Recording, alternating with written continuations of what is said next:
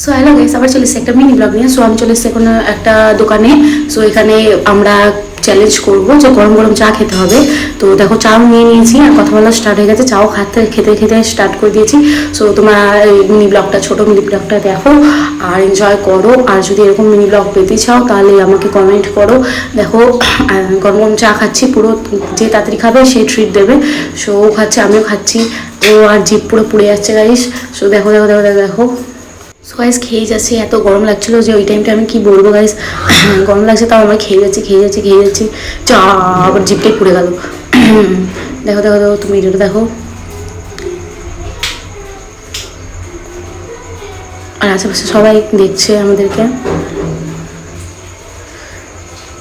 যা, এটা কি হলো, ও জিতে গেল। যা, আমি পুরো অবাক গাইস। একদিন তারপর আমি ফুচকা খেতে আসলাম, তো ও বললো তুই নে, তোর থেকে আমাকে দে। তো তারপর আমাকে